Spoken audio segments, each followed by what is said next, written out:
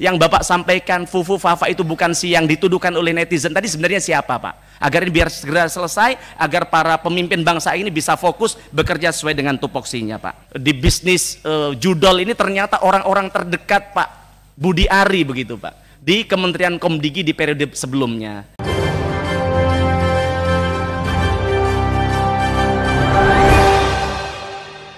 Assalamualaikum warahmatullahi wabarakatuh.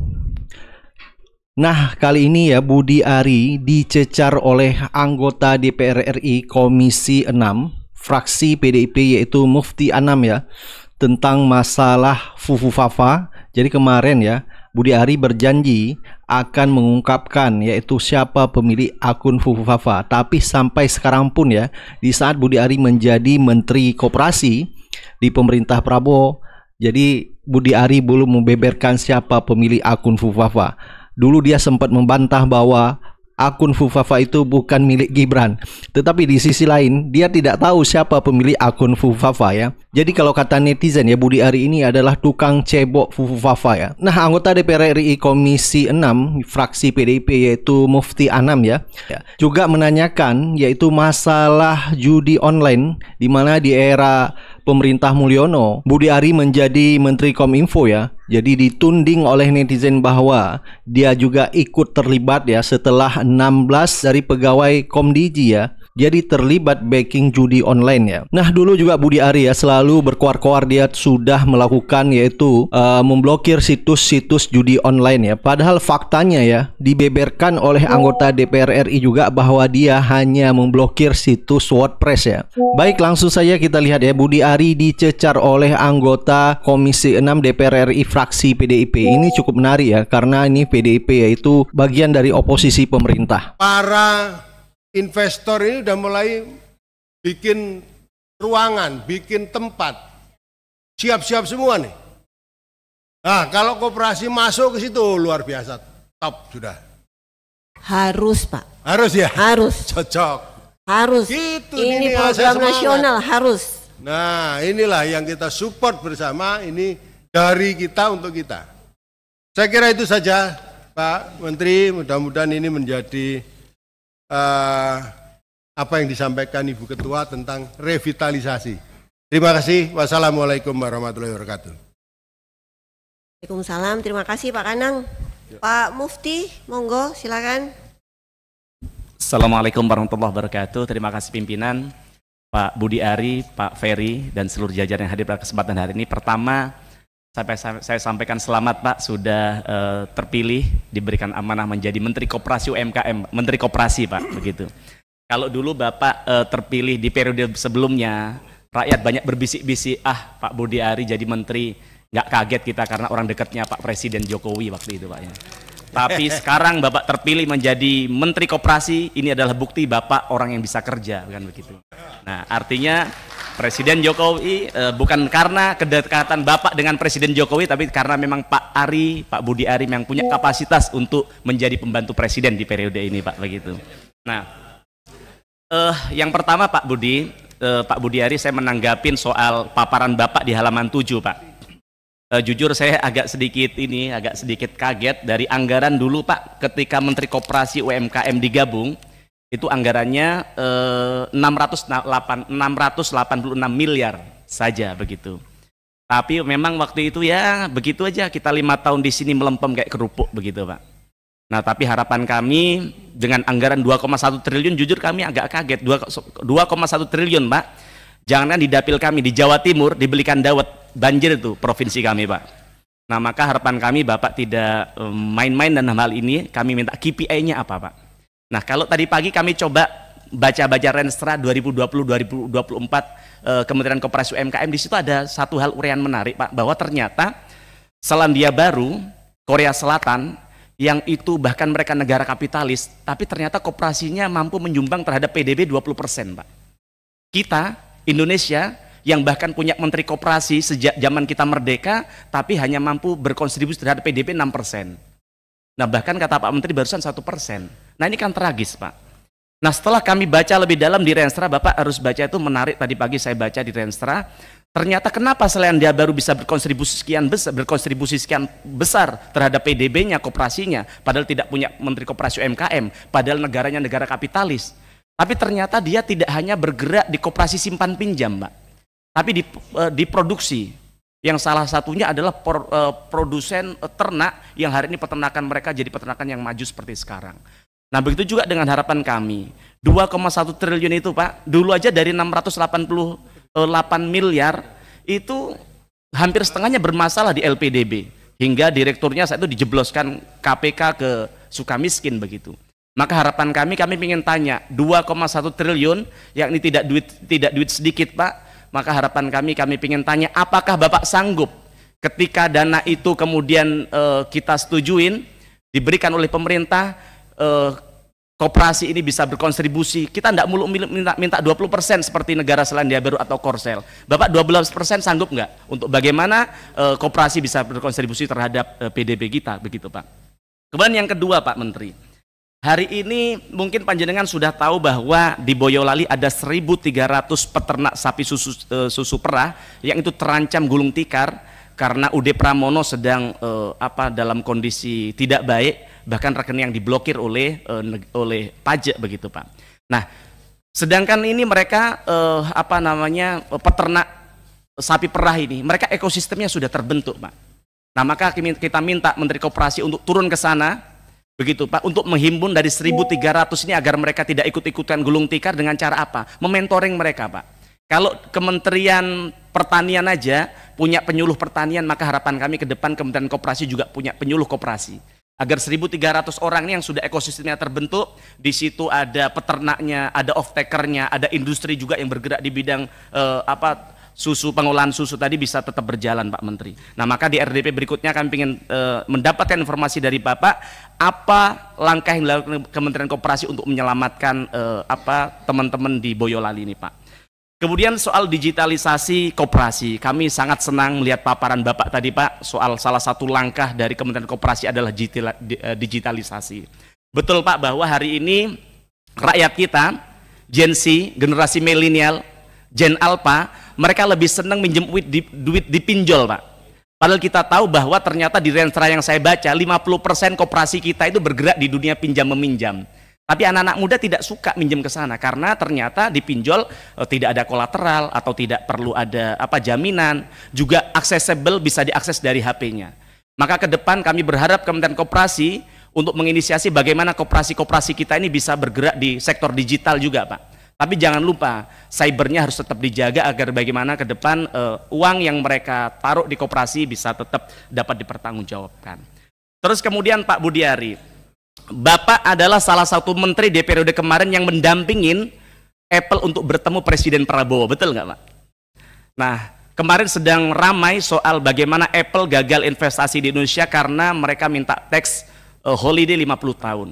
Yang kemudian setelah ramai itu ternyata kemudian Apple menanggapinya dengan akan memberikan 10 juta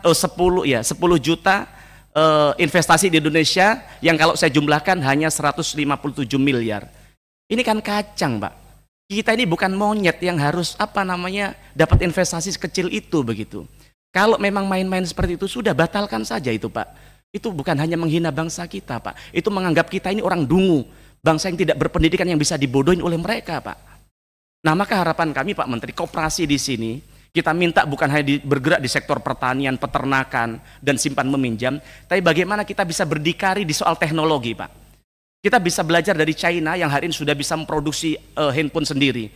Bahkan mereka ketika diblok sama Google, Google tidak boleh masuk ke sana, GPS tidak boleh masuk ke sana, apakah kemudian China gulung tikar? Tidak. Sekarang mereka bisa menciptakan aplikasi sendiri, bisa punya Google sendiri di negaranya. Maka kita juga berangkat dari semangat ini, semangat yang sudah dilecehkan oleh namanya Apple ini Pak, kita bisa menciptakan koperasi-koperasi itu bisa bikin namanya handphone lokal Pak. Apakah tidak bisa? Bisa saja Pak. Kalau negara kita punya ambil peran memblok bagaimana handphone dari luar negeri tidak boleh lagi masuk ke Indonesia. Karena Presiden Prabowo kita lihat punya semangat untuk bagaimana melokalisasi. Wong kendaraan saja bisa, maung saja bisa, masa handphone aja kita tidak bisa, kan begitu Pak. Nah, harapan kami itu bisa dilakukan. Tapi kemudian Pak, kalau baca soal ramai-ramai Apple tadi, ada ini komentar netizen yang menarik, Pak. Yaitu soal, wah Pak Mufti, kita ini bukan hanya dilecehkan oleh Apple. Ada orang bangsa kita yang melecehkan kita sendiri, Pak. Yaitu Fufu Fafa katanya mereka, Pak. Nah, mohon maaf Pak Menteri kan pernah di Komdigi, Pak ya. Kami ingin tanyakan Pak, agar ini simbol bangsa ini tidak dilecehkan terus-terusan sama netizen kita, Pak. Saya kan juga nggak terima, Pak. Ini orang simbol bangsa kita ini dilecehkan oleh netizen. Maka kami ingin tanya kepada Pak Menteri, yang katanya Fufu Fafa itu sebenarnya bukan yang dituduhkan oleh netizen ini, Pak. Nah, maka sebagai bentuk pengabdian Bapak kepada negara, agar kegalauan rakyat ini bisa kemudian tidak terus-terusan terjadi, kami ingin diungkap di tempat ini sebenarnya yang Bapak sampaikan Fufu Fafa itu bukan si yang dituduhkan oleh netizen tadi, sebenarnya siapa, Pak? Agar ini biar segera selesai, agar para pemimpin bangsa ini bisa fokus bekerja sesuai dengan tupoksinya, Pak. Nah, terus kemudian yang terakhir soal judol, Pak. Soal judol masih terkait dengan tadi pinjol, Pak, yang saya sampaikan bahwa pinjol ini lingkaran setan dengan judol, Pak. Yang ternyata setelah punya usut ternyata banyak sekali orang yang terjerat yang mereka bergerak di bisnis judol ini ternyata orang-orang terdekat Pak Budi Ari begitu, Pak, di Kementerian Komdigi di periode sebelumnya. Nah, maka ini mohon diklarifikasi di tempat ini, Pak, karena sampean tahu bahwa judol ini dampaknya luar biasa, Pak. Bukan hanya merusak hubungan berbangsa, tapi bagaimana rakyat kita ini sekarang sudah kehilangan jiwa kemanusiaannya, Pak, orang yang terjerat judol ini, Pak. Yang mereka bahkan membunuh istrinya, kemudian menjual anaknya, bunuh diri dan sebagainya. Nah, maka harapan kami hal ini bisa diselesaikan untuk bagaimana mengklarifikasi itu, yang kemudian kita bisa fokus untuk bagaimana Kementerian Koperasi ke depan bisa lebih baik. Matur nuwun. Assalamualaikum warahmatullahi wabarakatuh. Terima kasih Pak Mufti. Silakan Pak Abdul Hakim. Pak Hakim.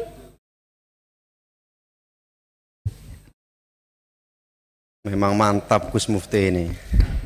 Nah, sebelumnya anggota Komisi 1 DPR RI Abraham Srijaya mengungkapkan bahwa ada penggiat media sosial yang memberikan informasi terkait penghapusan yaitu situs judi online di era Menkominfo Budi Ari ya terdahulu. Jadi anggota Komisi 1 DPR RI Abraham Srijaya mengatakan bahwa bukan situs judi online yang dihapus, melainkan penghapusan situs WordPress ya. Nah, penangkapan 16 ya backing judi online ini cukup mendapat sorotan tajam dari anggota DPR ya, karena dinilai ini adalah benar-benar sangat keji sekali. Cukup banyak orang yang sudah korban daripada judi online, tetapi malah mereka menjadi backing judi online ya, bukan malah memberantas. Terkait dengan Ibu yang tadi sebutkan, di mana Republik ini sedang digoyang rame masalah terkait dengan judi online. Saya mencoba untuk mendalami terkait dengan perkara ini, bahkan saya masuk cukup dalam terkait dengan perkara ini, dan saya menemukan fakta-fakta yang cukup mencengangkan.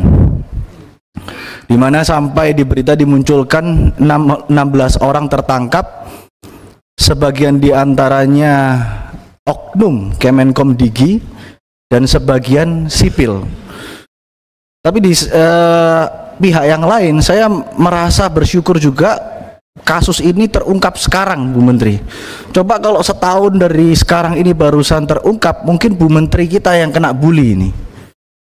Karena ternyata di dalam ini susah untuk saya bilang Kemenkominfo ya, karena pada waktu itu Kemenkominfo, susah saya mengatakan bahwa ini Kemenkominfo melakukan pembiaran, karena menurut saya ini bukan pembiaran, ini Kemenkominfo menjadi pelaku. Maka dari itu hari ini tadi disebutkan Dirjen Aptika sudah hadir, maka pertanyaan ini akan saya lontarkan kepada Dirjen Aptika, bukan kepada Bu Menteri, karena Bu Menteri barusan menjabat. Tolong saya dijelaskan kepada kami, Pak Dirjen, dijelaskan secara detail kepada kami proses pemblokiran yang ada di Kemenkominfo, mulai dari kriterianya sampai diblokirnya situs tersebut. Kenapa saya tanyakan seperti itu? Saya mendapatkan informasi dari zamannya Pak Menterinya Joni Plate dan Pak Menterinya Budi Ari, ini sistem pemblokirannya berbeda. Dan saya katakan hampir pasti ini berbeda karena ada orang sipil yang ditangkap. Jadi tolong dijelaskan mekanisme yang terjadi ya Pak, bukan normatifnya. Karena kalau dalam aparat penegak hukum ya, itu melakukan pemblokiran terhadap sesuatu itu melalui mekanisme gelar perkara di tahap penyidikan, yang dimana setelah itu barusan diblok karena ada hak seseorang yang dicabut di situ. Nah, saya ingin tahu di Kominfo ini bagaimana, apakah ada sistem verifikasinya atau tidak? Nah, apabila diverifikasi, pertanyaan saya, siapa yang mengumpulkan situs-situs itu Pak? Lalu diverifikasi, pertanyaan saya yang kedua, siapa yang memverifikasi itu? Dan yang ketiga, siapa yang memblokir? Maksud saya, bagian apa yang memblokir? Nah, saya ingin tahu juga terkait dengan pengawasan di Kemenkominfo maupun Kemenkomdigi. Siapa yang mengawasi terkait adanya pemblokiran ini apabila ada terjadi kesalahan? Saya tadi pagi saya conference call dengan pegiat media sosial namanya Roy Sakti dan Mr. Bird. Mungkin teman-teman Kominfo sudah tahu siapa Mr. Bird. Kenapa saya bilang sudah tahu? Karena Mr. Bird dipanggil Kominfo tanggal 12 Agustus 2024. Mr. Bird di situ menyatakan bahwa situs yang diblokir oleh Kemenkominfo pada waktu itu bukan situs judi online, tapi situs WordPress, dan dipanggil, disuruh membuktikan dan dibuktikan di Kominfo, bertemu dengan Pak Bima dan Pak Bintang. Lalu dia juga menemukan problem serius di Kominfo pada waktu itu, di mana dia bisa membobol website Kominfo dalam waktu 30 detik dan menggunakan semua nama dari pejabat Kominfo untuk melakukan apapun itu, termasuk untuk memesan hotel, untuk email ke siapapun. Jadi itu sampai detik hari ini sudah disampaikan dan ditunjukkan dan belum diperbaiki. Sampai hari ini belum diperbaiki. Nah, ini tentunya harus menjadi perhatian yang serius karena ini Kominfo ya. Jadi berharap sekali bahwa ke depan Kominfo bisa memperbaiki diri. Nah, mungkin segitu dari saya ya Pak ya. Saya ingin tolong nanti Pak Dirjen Aptika jelaskan ke kami secara detail, karena ada perbedaan mekanisme ini, saya ingin tahu mekanismenya seperti apa. Terima kasih. Oleh karenanya tugas berat memang, makanya Ibu ditaruh di situ oleh Pak Presiden kita yang baru ini. Kami percaya penuh itu Bu. Bu, ini judul judi online ini baru awal ya. Baru awal. Masih banyak sekali rentetan-rentetan yang nanti pasti akan meledak Bu. Contoh nih, pinjol. Kalaupun nggak meledak, Ibu yang harus meledakkan. Dan saya percaya Ibu bisa ini. Seluruh masyarakat Indonesia ini sekarang lagi mendukung dan semua mata melihat kepada Ibu sebagai figur yang ditunjuk oleh Presiden untuk mengawali bersih-bersih sekarang ini. Yang kedua tentang tadi pengamanan data pribadi. Ini membagongkan sekali dan mengkhawatirkan sekali Bu. Republik Indonesia loh ini. Tapi faktanya demikian,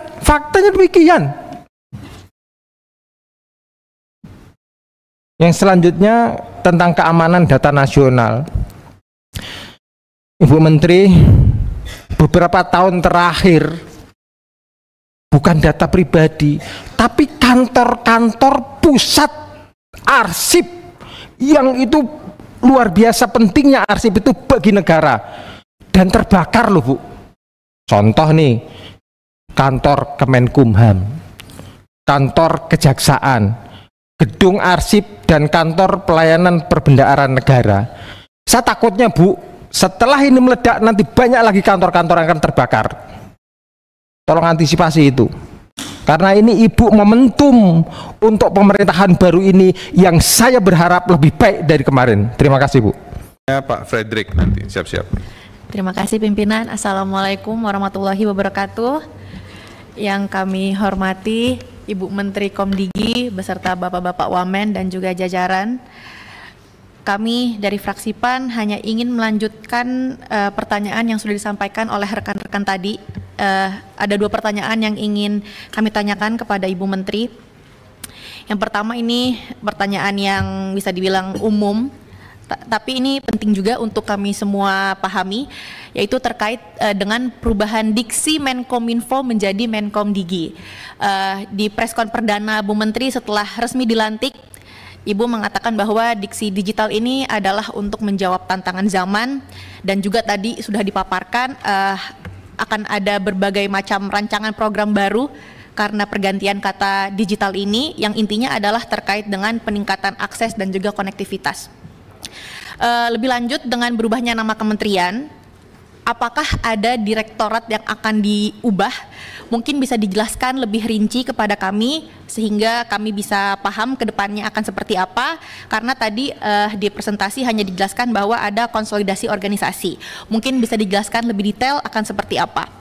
Kemudian terkait pertanyaan berikutnya, ini tentang berita yang sedang naik, yaitu terkait dengan judi online, yang tentu ini sangat meresahkan dan juga mengagetkan. Di awal pemerintahan Bapak Prabowo Gibran tertangkap bukan hanya 1-2 orang, melainkan belasan oknum pegawai Komdigi. Tentunya kami dari fraksi PAN sangat mendukung agar kasus ini diusut tuntas. Jangan sampai ini hanya tip of the iceberg, hanya di atasnya saja yang kecil yang ditangkap, kemudian di bawahnya bebas. Ini harus diusut hingga akar, siapa yang terlibat, pegawainya siapa saja yang bermain, sudah berapa lama mereka bermain, modusnya seperti apa, dan sejauh mana Bu Menteri sudah aware terkait penyelidikan yang sedang sekarang berlangsung.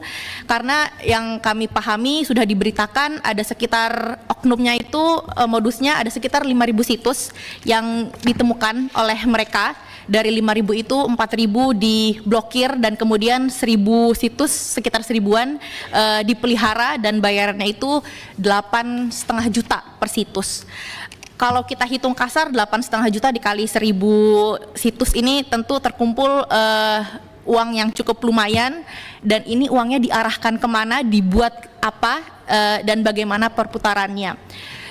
Yang kami dengar juga apa Bu Menteri sudah monitor dari beberapa oknum yang ditangkap ini, salah satunya mempunyai jabatan yang bisa dibilang lumayan strategis di Komdigi, dan dari oknum ini perputarannya sudah naik di berita juga, diberikan kepada salah satu ex-komisaris di BUMN. Dari situ kemudian ada perputaran yang lebih lanjut lagi ke petinggi yang lebih berkuasa. Nah, bagaimana tanggapan Bu Menteri terkait ini? Mohon maaf kami bertanya cukup detail karena ini sangat penting untuk masyarakat tahu. Jangan sampai ke depannya ada oknum yang mencelakai marwah Kementerian Komdigi, dan tentunya juga Bu Menteri yang sudah dikenal mempunyai prinsip dan integritas. Jadi kami mendukung agar di Komdigi ini betul-betul dilakukan evaluasi secara menyeluruh. Kemudian juga kemarin saya baca di berita Pak Wamen Nezar mengatakan bahwa sebetulnya oknum-oknum yang tertangkap ini sudah masuk pengamatan internal. Ini maksudnya bagaimana Pak Wamen, mungkin bisa dijelaskan? Berarti sedari awal sudah aware bahwa ada beberapa staf yang terlibat judol, tapi kemudian kenapa hanya diamati, kenapa tidak langsung ditindak tegas saja oleh Kemkomdigi? Karena kemarin juga di acara GSN Presiden mengatakan bahwa ingin memimpin republik yang bersih, yang tidak mau silahkan minggir. Oleh karena itu kami sangat mengapresiasi Bu Menteri yang mendukung investigasi yang terbuka dan juga transparan, bahkan mempersilahkan pihak kepolisian untuk melakukan penyelidikan, pengembangan selama mungkin, sedetail mungkin, dan kalau perlu diperiksa sesering mungkin kantor kementeriannya. Ini kami sangat mengapresiasi karena saya pribadi tahu betul di bawah kepemimpinan Ibu Mutia Hafid Komisi 1 periode lalu sangat baik, sangat cemerlang, sehingga kami percaya Komdigi di bawah kepemimpinan Ibu pasti akan jauh lebih baik lagi, akan ada banyak gebrakan positif dan juga prestasi yang ditorehkan oleh Ibu di Kemkomdigi. Sekian dari kami, wassalamualaikum warahmatullahi wabarakatuh.